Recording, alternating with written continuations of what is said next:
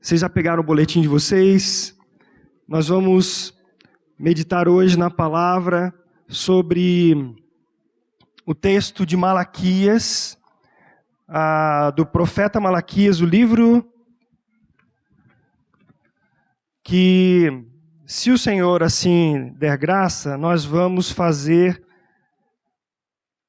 dentro da divisão da própria carta, do próprio livro, das vezes que eu tiver oportunidade aqui. O texto do boletim nós vamos seguir, mas eu quero me concentrar como o primeiro estudo de Malaquias, que nós olhemos alguns detalhes importantes desse livro, do profeta, o contexto. O título que eu dei para a primeira parte é a banalização do culto cristão. Então, aí eu quero pedir que o André coloque o texto de Malaquias. Já está aí, Malaquias? Nós vamos ler e em seguida nós vamos ver alguns detalhes desse livro. Sentença pronunciada pelo Senhor contra Israel, por intermédio de Malaquias. Eu vos tenho amado, diz o Senhor, mas vós dizeis, em que nos tem amado? Não foi Esaú, irmão de Jacó, disse o Senhor. Todavia amei a Jacó e aborreci a Esaú, e fiz dos seus montes uma assolação, e dei a sua herança aos chacais do deserto. Se Edom diz, fomos destruídos, porém tornaremos a edificar as ruínas, então diz o Senhor dos Exércitos, eles edificarão, mas eu destruirei.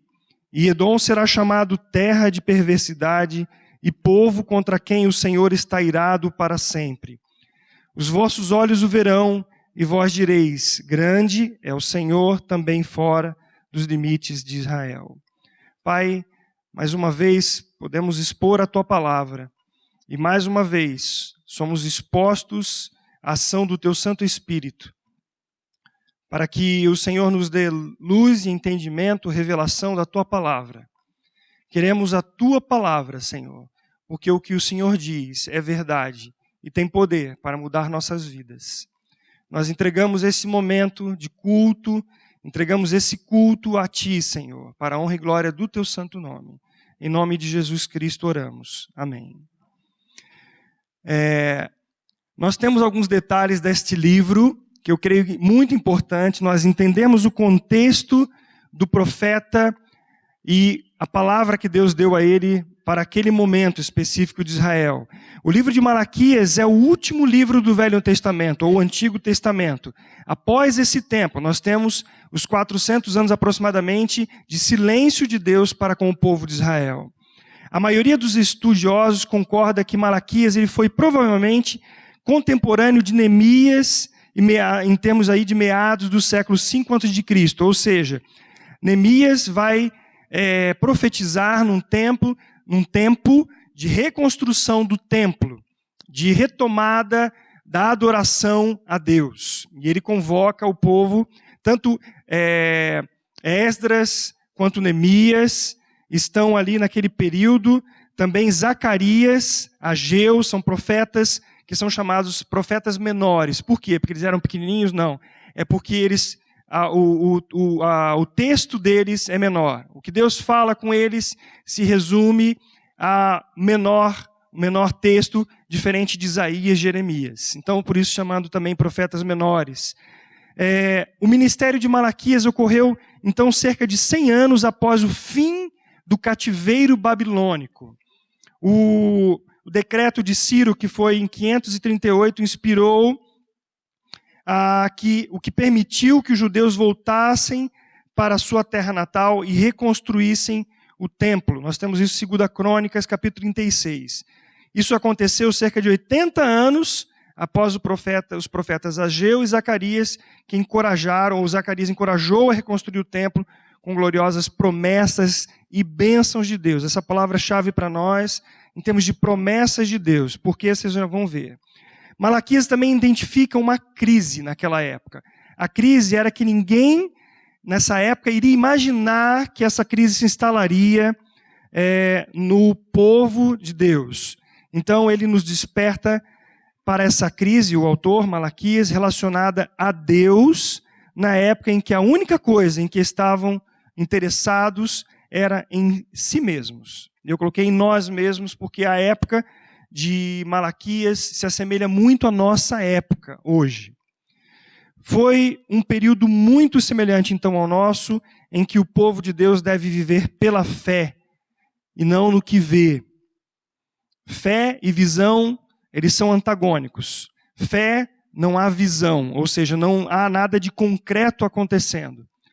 Agora, quando nós vemos acontecer, nós não necessitamos mais da fé. O livro de Malaquias foi escrito numa forma literária, muito interessante também, diferente de outros momentos, que acontece um diálogo entre o Senhor e o povo de Israel. Parece-me uma linguagem de tribunal, onde Deus ele fala e ele coloca e o povo contesta. Há uma questão ali nesse sentido. Algumas passagens incluem perguntas que o Senhor faz ao povo. Essas perguntas são as seguintes. Deus diz assim primeiro para o povo de Israel: eu vos tenho amado, diz o Senhor. E aí o povo pergunta: em que nos tem amado? Essa é a primeira questão. Então aí Deus discorre com o povo. Nós vamos ver essa primeira pergunta somente hoje. Os sacerdotes, Deus está dizendo assim: ó sacerdotes, que desprezais o meu nome. Então o povo diz assim, os sacerdotes dizem: em que nós temos desprezado o teu nome?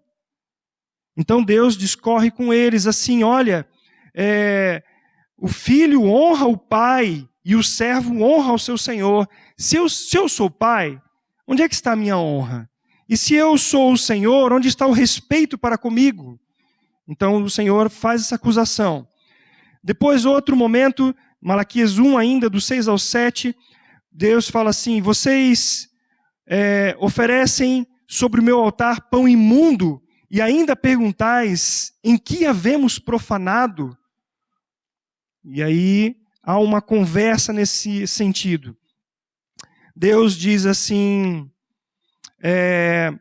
sacerdotes, vocês têm desprezado o meu nome. E eles perguntam: em que temos desprezado o teu nome? Ainda, outra coisa, lá em Malaquias capítulo 2, ainda fazeis isto: cobris o altar do Senhor de lágrimas, de choro e de gemidos, de sorte que ele já não olha para a oferta, nem aceita com prazer da vossa mão. E aí eles perguntam: mas por quê? Deus responde: porque o Senhor foi testemunha da aliança entre ti e a mulher da tua mocidade, com a qual tu fostes desleal, sendo ela a tua companheira e a mulher da tua aliança.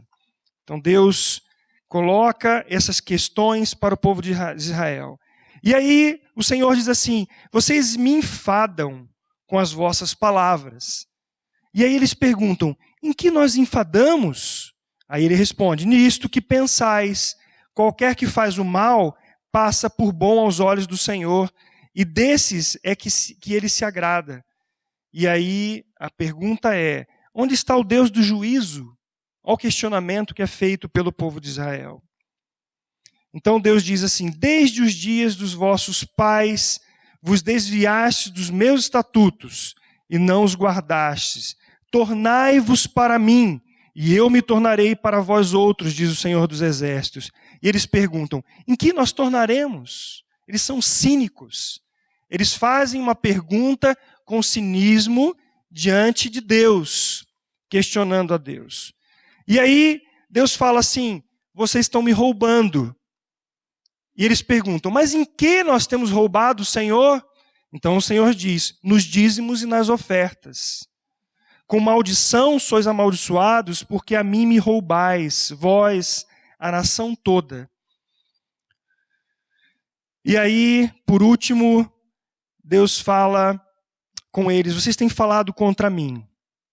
As vossas palavras foram duras para mim, diz o Senhor, mas vós dizeis: que temos falado contra ti? Então Deus responde: vós dizeis: inútil é servir a Deus, que nos aproveitou termos cuidado em guardar os seus preceitos, em guardar de luto diante e andar de luto diante do Senhor dos Exércitos. Então, o povo coloca Deus como se fosse Deus um réu. Eles chamam Deus de injusto. Qualquer que faz o mal passa por bom aos olhos de Deus, do Senhor.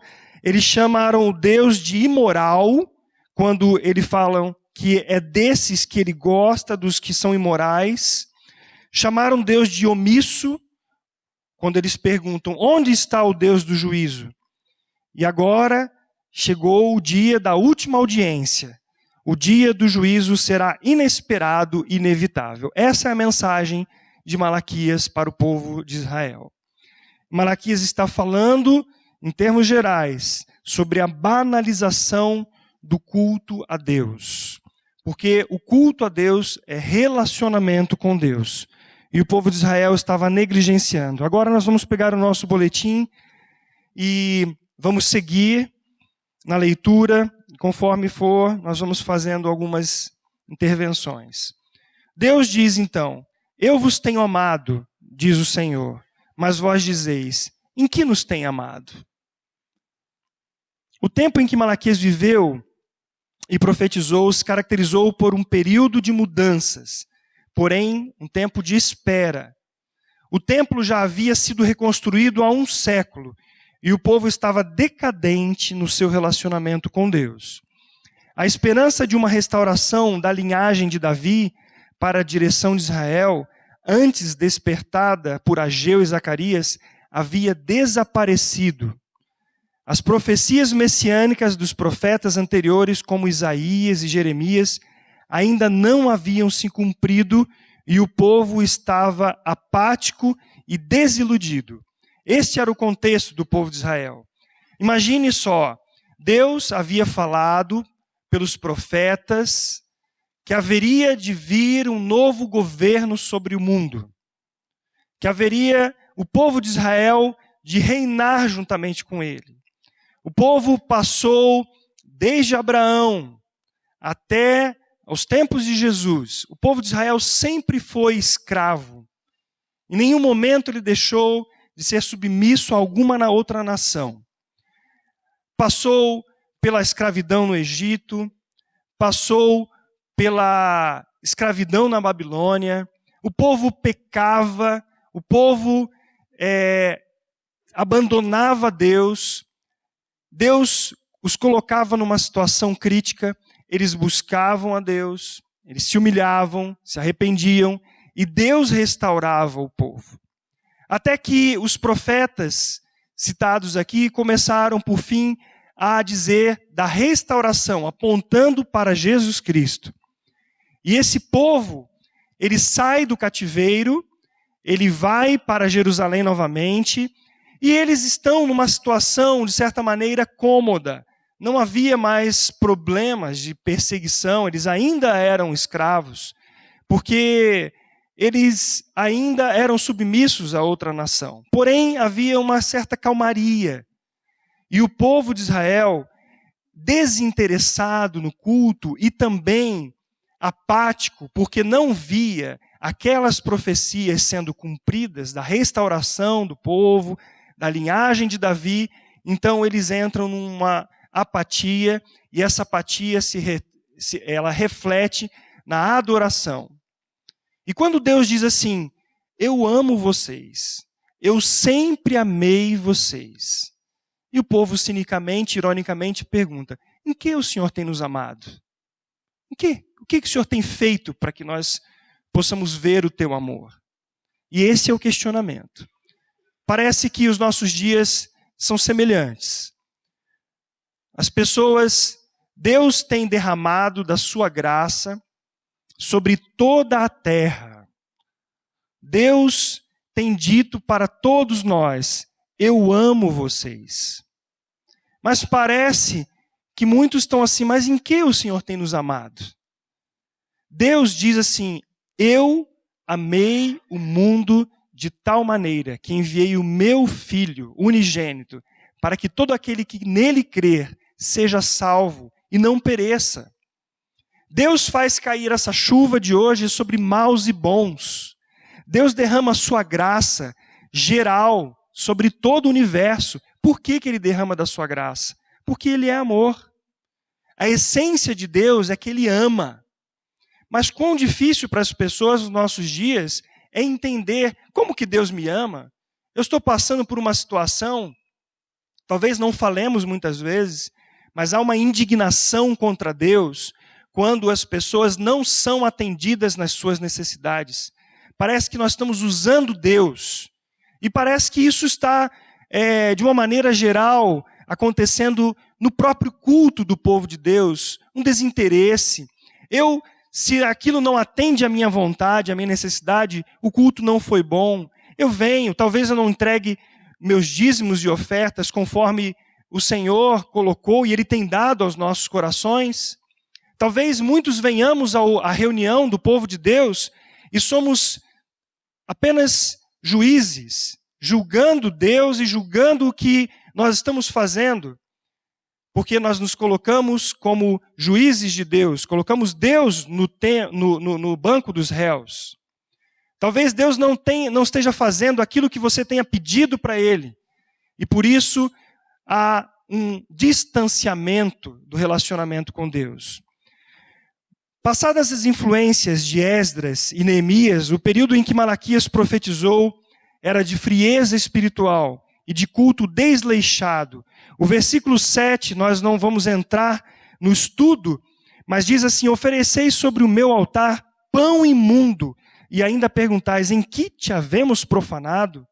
E Deus responde, nisto que vocês pensam, que a mesa do Senhor é desprezível. Lembram como é que acontecia em Corinto, na igreja?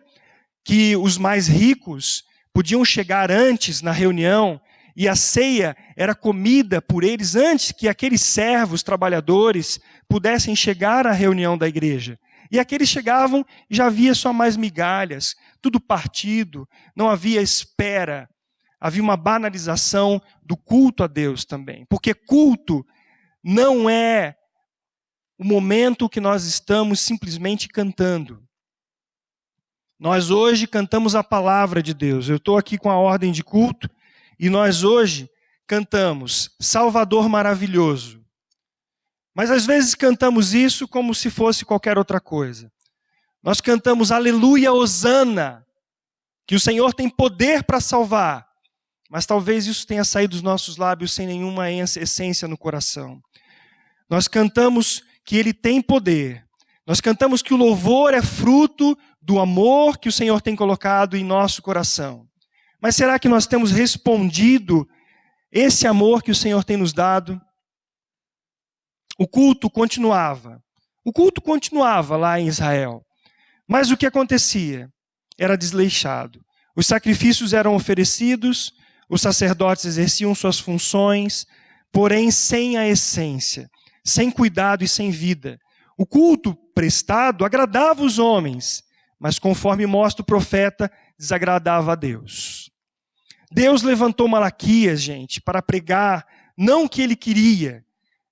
Talvez Malaquias não quisesse se indispor com o povo.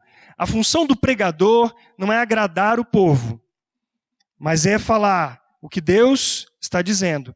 Então ele dizia o que Deus queria, não o que o povo queria ouvir, mas o que Deus estava falando. A mensagem de Deus não tem o propósito de ser agradável aos ouvintes, mas de levá-los ao arrependimento. Não tem o propósito de aliviar suas mentes em relação ao pecado, mas livrá-los da ira vindoura. Esse é o propósito do profeta. É pregar a palavra. Talvez ele não seja benquisto, mas ele precisa pregar a palavra, não o que ele pensa, mas a palavra de Deus. Ontem nós ouvimos na exposição sobre Efésios, sobre a palavra de Deus, sobre a palavra nos nossos lábios, sobre o que nós falamos, sobre o que nós pensamos, sobre em quem nós confiamos.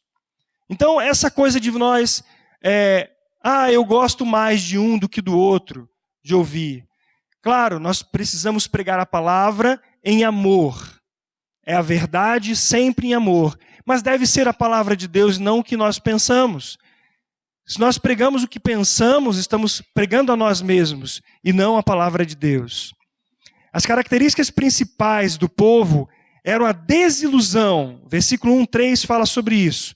Cinismo, no 1:7, 2:2. insensibilidade, no 2,16, desonestidade, 3,5, apatia, do 3, do 14 ao 15, desconfiança e ceticismo, do 3,16 ao 18, e perversão moral, no capítulo 4, versículo 1.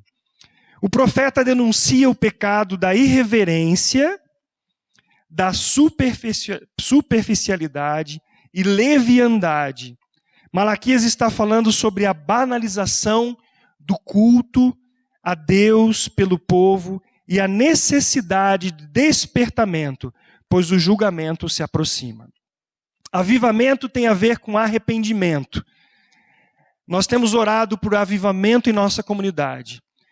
E é necessário que o Senhor toque no profundo do nosso coração para que haja arrependimento.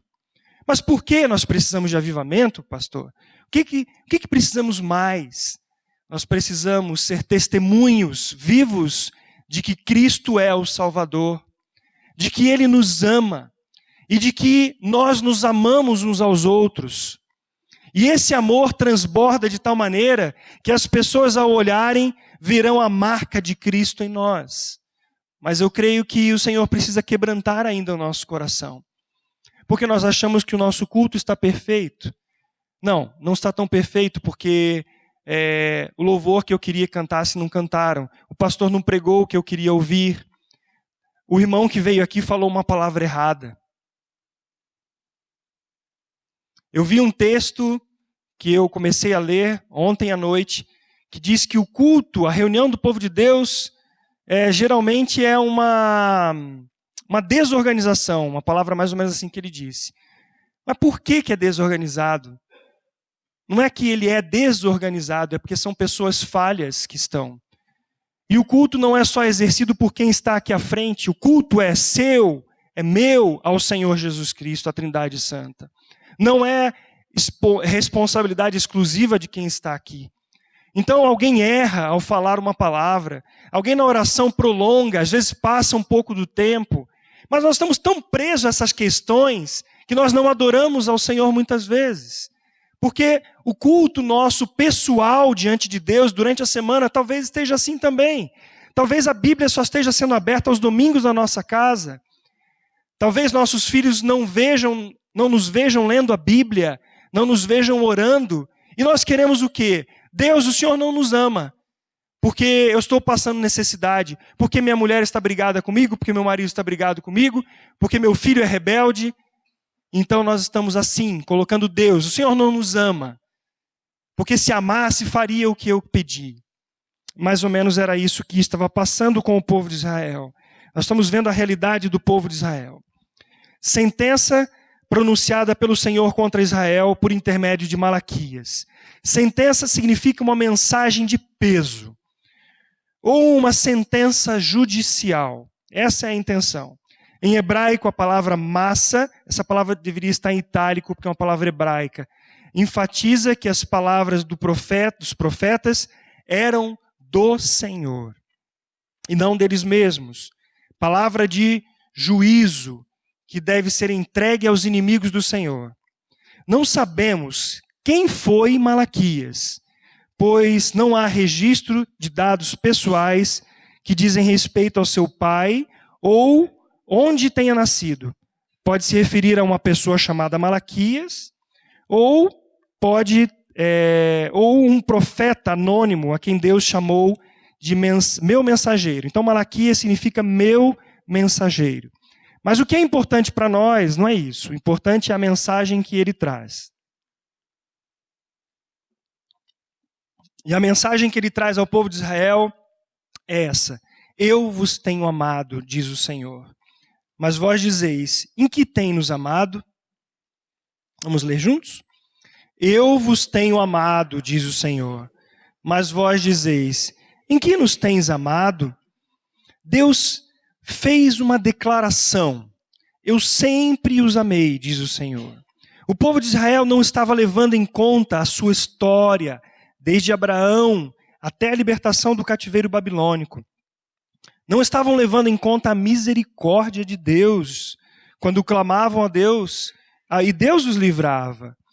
Recentemente, Deus havia possibilitado o retorno a Jerusalém e a reconstrução do templo. Mas isso não era reconhecido pelo povo de Israel.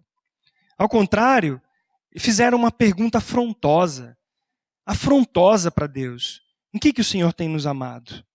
Em que nos tem amado? E o próprio povo de Deus não reconheceu a sua graça. Mas Deus, Romanos 5,8, diz que Ele prova o seu próprio amor para conosco, pelo fato de ter Cristo morrido por nós, sendo nós ainda pecadores.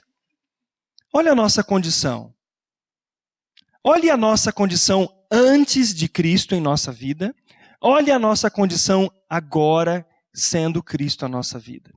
Antes, afastados, totalmente longe da glória de Deus. O que é a glória de Deus?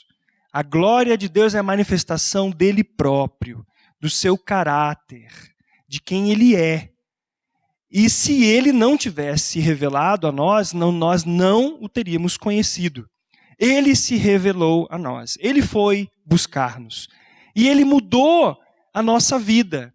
Ele muda a vida de uma pessoa, porque ele muda a direção para onde ele ia, ele mudou a realidade da vida como destinados ao inferno, por nossa culpa mesmo, porque nós somos pecadores.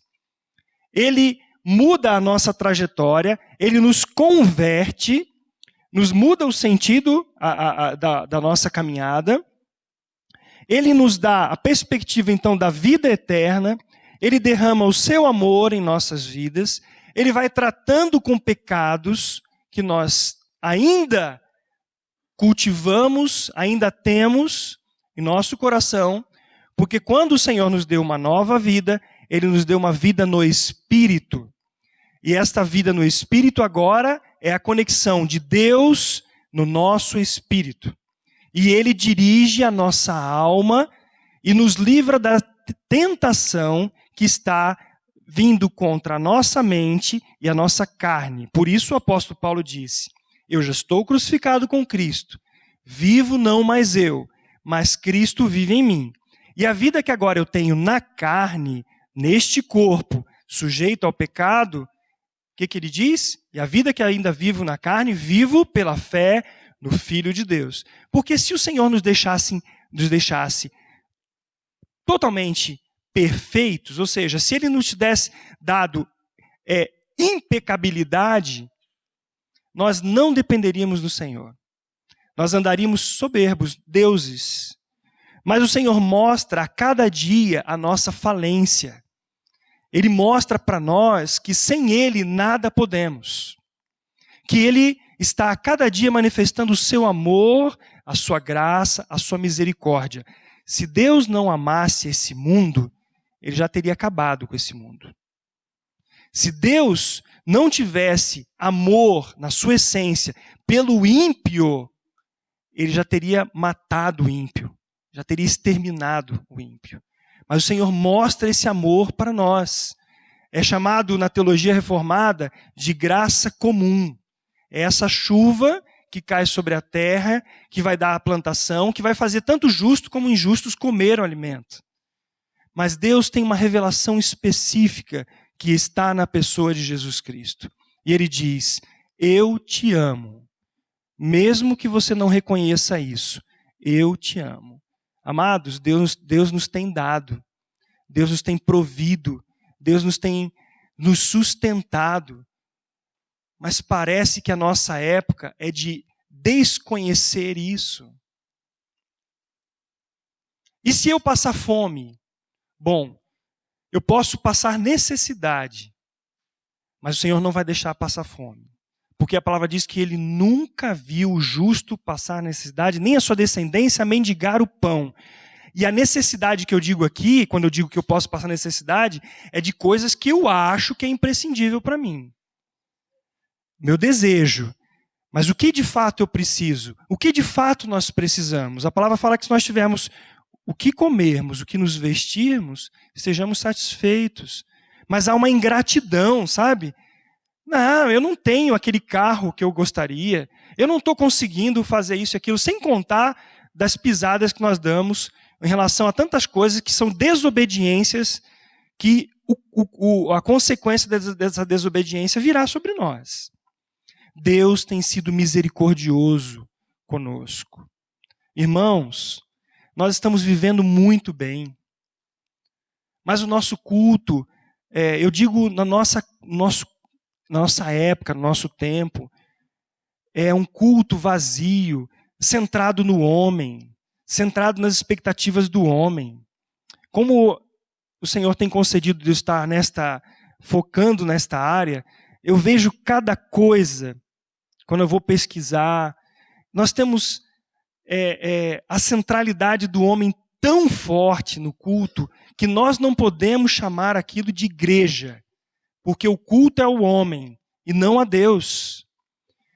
Mas se nós olharmos com um pouquinho mais a lente que a irmã Ingrid está usando ali, uma lente de aumento, não é, irmã? Um pouquinho mais para nossa realidade, talvez nós estejamos fazendo a mesma coisa. Porque a soberba, o Senhor nos tem... Então o nosso culto, ele é um culto apático, né? Sem olharmos para o Senhor como Ele está se revelando a nós.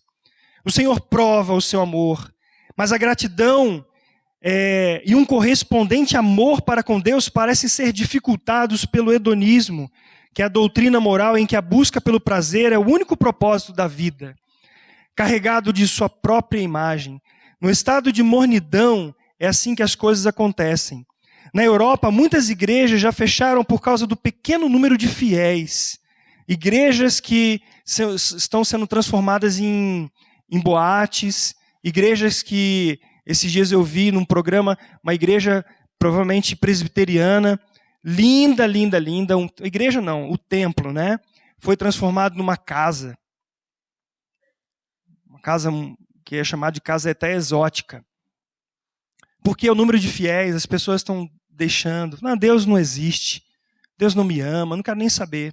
Recentemente, um cantor gospel da Hillsong, compositor de cânticos, ele se declarou num site dizendo: abandonei a fé. Não quero saber mais disso.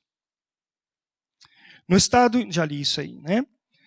Na Europa, muitas igrejas fecharam por causa do pequeno número de fiéis. Especificamente na Alemanha, berço da Reforma Protestante, não tem sido diferente.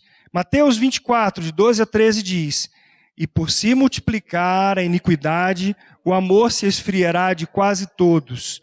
Aquele, porém, que perseverar até o fim, esse será salvo. Longe de corresponder ao amor de Deus, Israel o desprezava. Assim como sua palavra, o culto, as ofertas e o casamento. Relacionamento, né? Por isso o juízo começou pela casa de Deus. E 1 Pedro 4,17 diz assim: porque a ocasião de começar o juízo pela casa de Deus é chegado. Ora, se primeiro vem por nós, qual será o fim daquele que não obedecem ao evangelho de Deus? Tiago, ele enfatiza que a fé sem obras é morta. Tiago 2,14. Sem a expressão da verdade e do amor de Deus, na vida prática da adoração diária, o evangelho não terá autoridade através das nossas vidas. Vou ler mais uma vez. Sem a expressão da verdade, do amor de Deus, na vida prática da adoração diária, o evangelho não terá autoridade através das nossas vidas. Seremos como um sino sem som. E, parafraseando aqui, se o sal não tiver sabor, além de inútil, será pisado pelos homens. Se Jesus Cristo não estiver na igreja, e a igreja em Cristo, esta será pedra de tropeço, em vez de exercer a missão da reconciliação para os povos.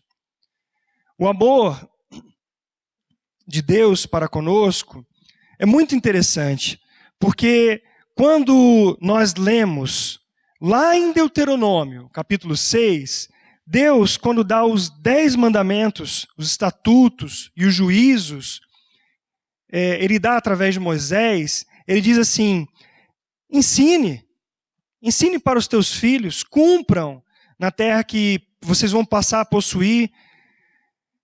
Isso é para que vocês temam o Senhor, teu Deus, e vocês guardem isso no coração. O Senhor está demonstrando amor ali. Ele não está querendo massacrar o povo, dizendo assim, olha, vocês vão ter que agora, vão ver comigo, vocês vão ter que andar nisso aqui, vão ter que cumprir isso aqui, porque senão vocês estão ferrados na minha mão, usando essa expressão. Não, Deus está dizendo assim, eu amo vocês. E porque eu amo vocês, observem os meus estatutos, os meus mandamentos que eu ordeno para vocês. Fala para o teu filho todos os dias da vida dele, ao sentar, ao levantar. E sabe de uma coisa, povo? Vocês vão ter a vida prolongada. Os filhos vão viver mais, porque vão ser obedientes a esta palavra. E esses 10 mandamentos que o Senhor deu ao povo de Israel e a nós, gentios, vejam que os 4 primeiros dizem respeito especificamente à relação nossa para com Deus. E os outros 6 em relação ao nosso relacionamento com o próximo. Deus diz assim, olha, amem o Senhor teu Deus de todo o coração, de toda a tua alma, de toda a tua força. Porque se vocês não observarem isso, vocês vão dar ouvido ao que os povos estão falando. Vocês vão sacrificar os seus filhos a deuses que são mortos, que são demônios. Vocês vão se prostrar diante de reis, de estátuas. Vocês vão idolatrar os cavalos de vocês. Vocês vão idolatrar os carros de vocês. Vocês vão idolatrar os filhos, as esposas. Vocês vão idolatrar o sexo. Vocês vão idolatrar as riquezas e o bem-estar. Mas vejam que eu amo vocês. Eu dei vida para vocês. E ele vai tratando desses pontos específicos com Israel. Então, uma das coisas que nós podemos analisar sobre os nossos filhos, por exemplo, nas vidas deles e no relacionamento com o Senhor, é quando nós falhamos em expressar o amor do Senhor, quando o marido falha em expressar o seu amor para com a sua esposa, a esposa para com o seu marido, não honra. E aí nós estamos também falando que Deus é assim. Nós não estamos amando a Ele. Esta é a verdade. Mas a palavra diz assim, você inculque nos teus filhos, fale com eles assentado em casa, andando pelo caminho, ao deitar, ao levantar. Isso é relacionamento. E talvez nós estejamos falhando nisso. E talvez nós estejamos falhando em relação às pessoas de fora também, porque nós não amamos, não refletimos o amor de Deus. Como que Adão e Eva, eles pecaram no jardim do Éden? Quando eles falharam em amar a Deus. Eles amaram a si próprio.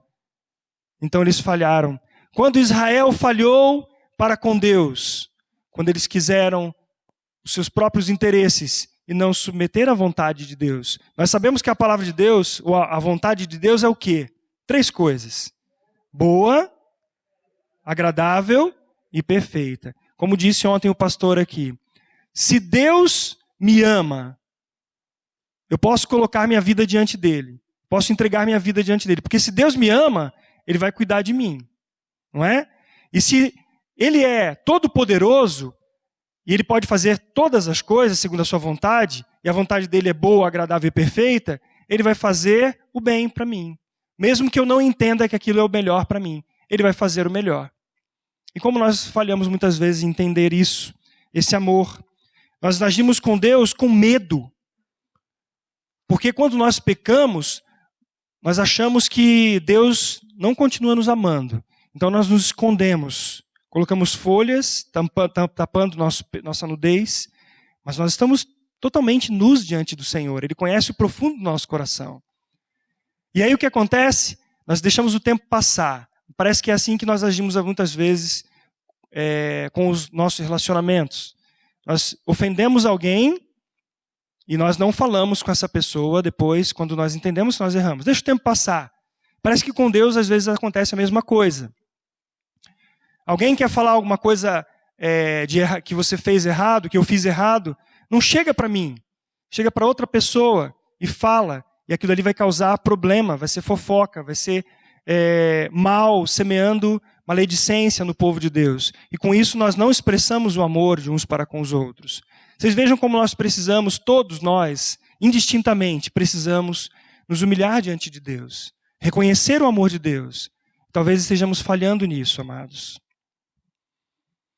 Tiago, vamos agora entrar no que Deus está dizendo para Israel sobre o amor dele. Então ele diz assim: não foi Esaú irmão de Jacó, disse o Senhor. Todavia amei Jacó, porém aborreci a Esaú. E fiz dos seus montes uma assolação e dei a sua herança aos chacais do deserto. Malaquias 1, a parte do B do versículo 2 e o versículo 3.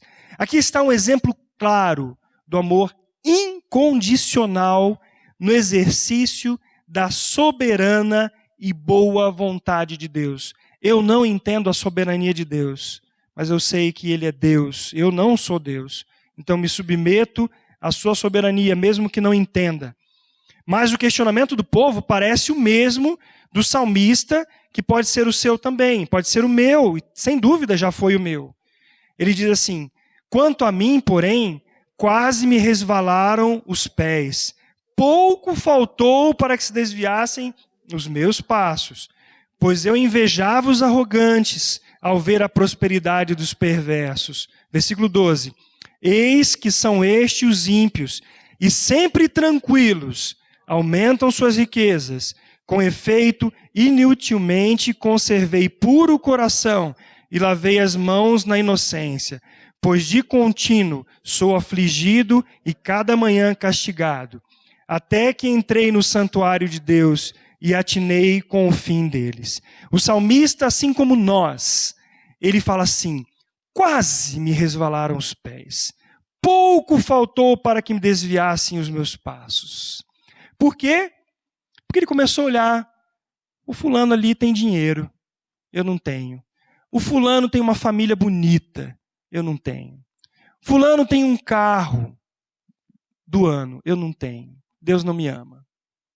Percebe como é que nós fazemos às vezes essa análise? Em que nos tem amado? Perguntamos para o Senhor. Você já fez essa pergunta também para Deus? Pense agora no seu coração. Você já fez essa pergunta para Deus?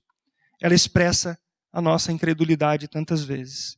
Mas Deus continua a nos dizer: de longe se me deixou ver o Senhor, dizendo: com amor eterno eu te amei, por isso com benignidade te atraí. Jeremias 31:3. Mas o povo diz: não temos visto evidência do seu amor. A fé não exige evidência, mas é a prova na falta de evidências. Em que engano podemos cair? Em julgar o sucesso ou o insucesso como padrão de avaliação do amor de Deus para conosco. Então nós fazemos assim como o Jacobsen, que é o autor do livro Deus me ama, ele cita isso: bem me quer, mal me quer, bem me quer, mal me quer. A menininha canta no quintal enquanto tira uma a uma as pétalas de uma margarida e as deixa cair no chão. A última pétala arrancada vai lhe revelar tudo, se seu sentimento pela pessoa amada é ou não correspondido. Talvez nós façamos isso. Senhor, eu gostava, quando era criança, eu vi uma vez a pessoa fazendo, tirava a pétala, bem me quer, mal me quer. Eu gostava de uma menina, então eu fazia isso. Aí, quando caía no mal me quer, eu falei: deixa eu pegar outra aqui. Vamos lá. Até que der certo, mas não deu certo, viu? Só deu certo quando eu olhei. Mas aí foi misericórdia de Deus, quando a Patrícia falou: eu te quero. O amor eletivo de Deus. Vamos ler Romanos 9, de 11 a 13. E ainda não eram os gêmeos nascidos, nem tinham praticado o bem ou o mal, para que o propósito de Deus quanto à eleição prevalecesse, não por obras, mas por aquele que chama. Já fora dito a ela: o mais velho será servo do mais moço, como está escrito: amei Jacó, porém aborreci de Esaú. Por que Deus? Não sei. Por que Deus se aborreceu de Esaú? Deus se aborreceu de Esaú e depois a coisa ficou feia, não é? Nós vemos isso quando nós estudamos aquele trecho da história. Até a mãe não creu, porque a mãe quis intervir, né? E ele foi na onda da mãe e criou um problema sério contra o seu irmão. Deus ia fazer. Deus tinha dito que ia fazer, mas ela não creu. A causa do amor de Deus não está em nós, mas nele mesmo.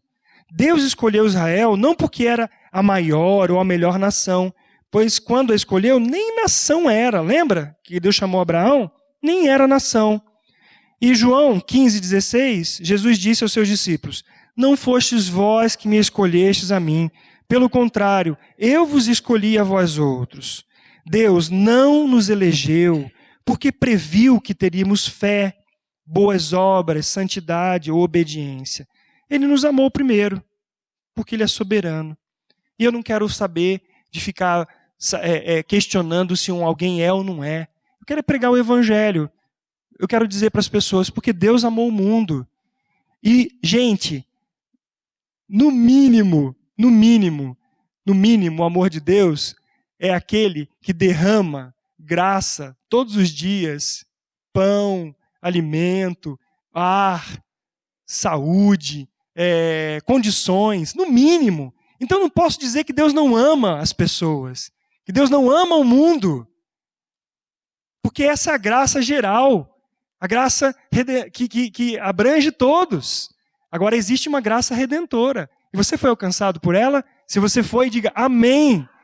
Glória a Deus por isso. Porque nós precisamos contemplar esse amor de Deus e adorarmos como o Senhor é digno. O fato de alguém ser salvo por Jesus Cristo nunca deveria ser motivo de vanglória, mas de adoração e gratidão eterna, com regozijo constante e alegria transbordante. E aí Romanos, o apóstolo Paulo, no capítulo 9, versículo 20 e 21, diz: quem és tu, ó homem, para discutires com Deus? Porventura pode o objeto perguntar a quem o fez: por que me fizeste assim? Ou não tem o oleiro direito sobre a massa, para do mesmo barro fazer um vaso para honra e outro para desonra? Aquele que não reconhece a graça de Deus não pode adorar como convém aos santos.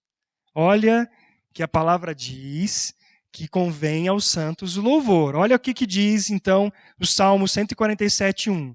Louvai ao Senhor, porque é bom e amável cantar louvores ao nosso Deus.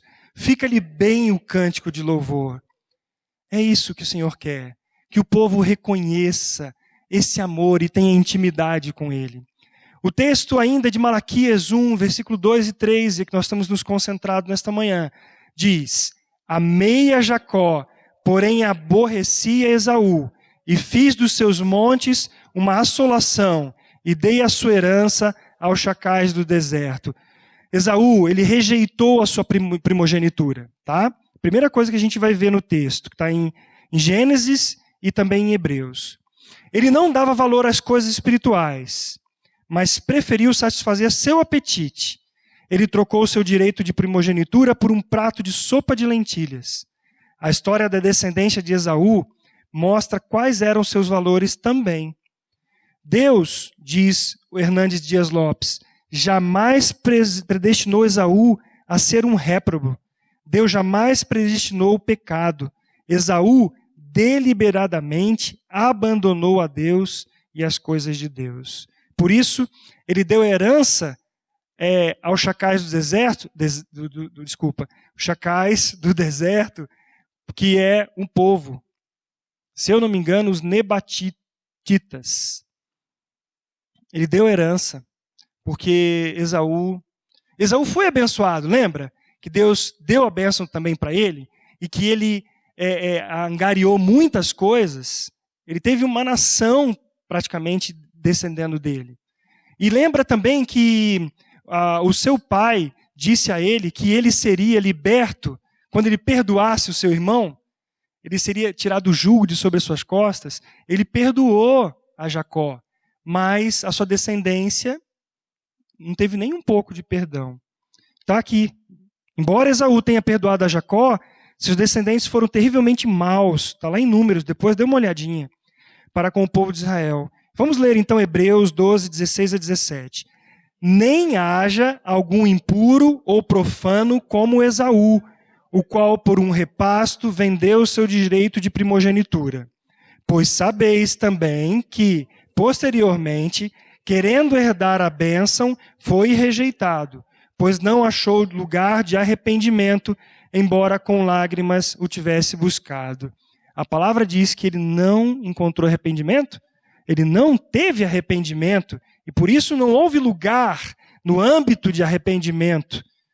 Mas ele buscou com lágrimas, mas não era arrependimento, era um remorso, era uma ação, uma atitude para com Deus, assim, puxa vida, olha o que eu perdi, né? Não tenho isso, não tenho aquilo, minha primogenitura, não tenho mais o direito de como filho mais velho, mas pelo que ele perdeu, não arrependimento, assim como também Caim não se arrependeu.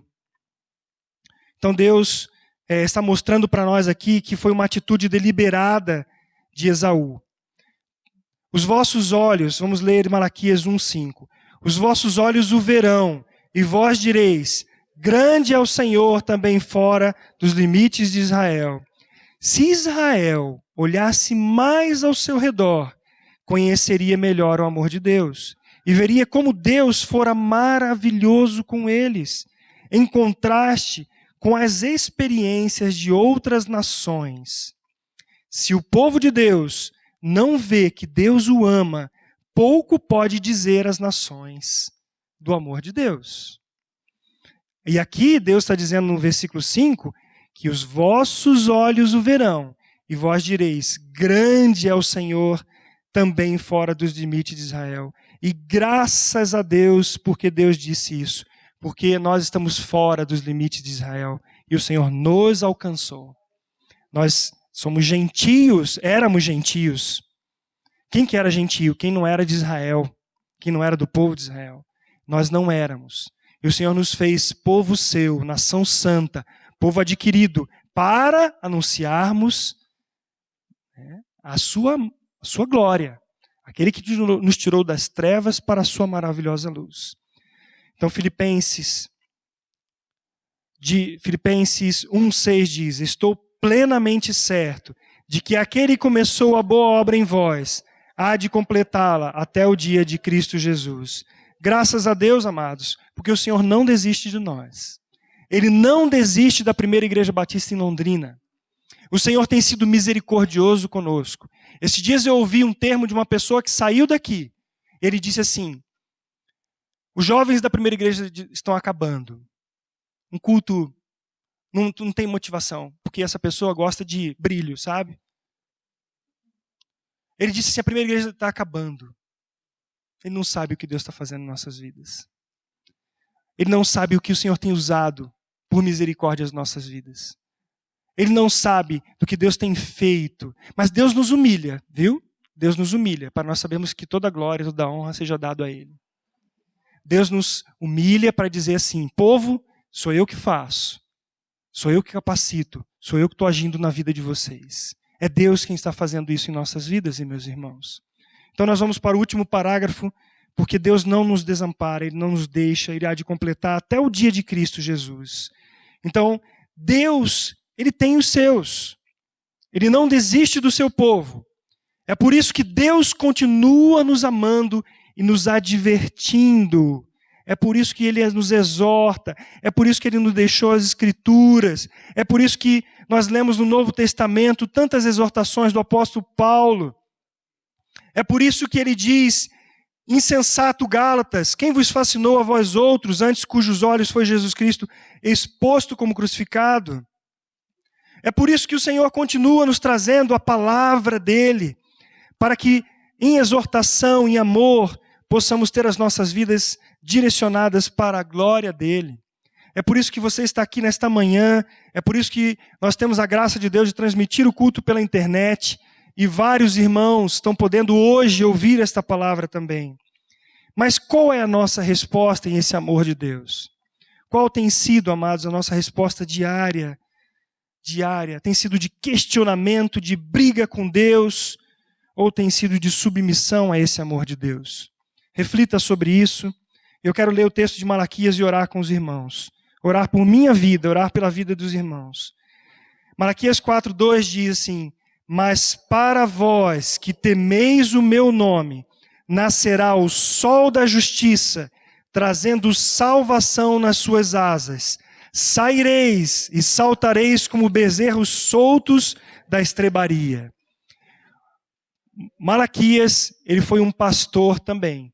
E ele começa mostrando o amor de Deus para o povo. E ele termina o seu livro também trazendo a memória e falando para o povo: olha, gente, temam o Senhor, porque vai nascer o sol da justiça. E sabe qual é o nosso sol da justiça? É Jesus Cristo. Temamos ao Senhor, esperemos a sua vinda, a sua volta, porque Ele há de vir. Assim como Malaquias exortou o povo de Deus a dizer que o dia do juízo se aproximava, hoje nós podemos também perceber isso. O dia do juízo se aproxima. Povo de Deus, povo eleito, nós somos povos separados para proclamar as virtudes daquele que nos chamou. Que o Senhor nos use para a glória dEle. Que os nossos lares sejam lares remidos diante do Senhor, prostrados diante do Senhor. Que o Senhor, cada dia, nos mostre a cruz, a ressurreição, o que somos salvos, que estamos sendo salvos, e a vinda do Senhor Jesus Cristo. Para que nós proclamemos e nos amemos uns aos outros. Essa é a exortação que o Senhor nos dá. Nós vamos saltar, porque essa é a profecia que o Senhor estava dando ao povo de Israel. Jesus Cristo virá. E ele reinará. O trono de Davi será restabelecido. O trono e o tabernáculo de Davi, onde todos poderão adorar ao Senhor na sua presença. Vamos orar, amados? Pai, nós te agradecemos por tua palavra, ela é a verdade. Nós somos e estamos expostos a essa palavra, a ação do teu Santo Espírito. Obrigado por tua palavra de exortação e também de ânimo para as nossas vidas. Obrigado porque o Senhor faz a ferida e o Senhor sara. Obrigado pela cruz, onde fomos crucificados. Obrigado pela ressurreição do teu Filho amado, no qual também fomos ressuscitados para uma nova vida. Limpa, Senhor, as nossas mentes. Purifica, Pai, a nossa maneira de pensar, para que pensemos segundo o Senhor Jesus Cristo pensa. Para aquele texto que nós temos na tua palavra, que o Senhor Jesus Cristo, ele se humilhou até a morte de cruz, e o Senhor nos chama a nós termos a mesma maneira de pensar. Faça isso em nossas vidas, Pai. Traz esse avivamento no nosso meio. Não peço em termos de número, porque o Senhor sabe quem o Senhor quer chamar, mas de quebrantamento, de arrependimento, de um culto sincero diante de Ti, de uma humilhação, e de que a cada vez que nos reunamos, possamos Te adorar em espírito e em verdade. Que na nossa casa, no nosso quarto, possamos nos prostrar diante do Senhor e Te adorar em espírito e em verdade. Pai, nós clamamos isso em nome de Jesus. Nós temos clamado e sabemos que o Senhor tem nos respondido. O Senhor há de fazer uma obra cada vez mais profunda em nossas vidas. Que Jesus Cristo cresça e que nós diminuamos para a Tua honra e glória. Pai, dá-nos um domingo na Tua presença, uma semana na Tua presença. Em nome de Jesus Cristo. Amém. A Livraria PIB Londrina procura selecionar cuidadosamente seus títulos e autores a fim de oferecer um conteúdo alinhado com o Evangelho de Jesus Cristo. Bíblias, livros de teologia, devocionais, literatura infantil, biografias, comentários bíblicos e muito mais. Dispomos também de um acervo de CDs e DVDs das mais de 5.000 mensagens ministradas na Primeira Igreja Batista em Londrina. Visite a Livraria PIB Londrina e conheça ainda mais. Livraria PIB Londrina, de segunda a sexta, das 13h30 às 18h. Endereço na Avenida Paraná, 76A, próximo ao Calçadão, bem no centro de Londrina. Ligue para 3372-8921 ou acesse o site www.livrariapiblondrina.com.br.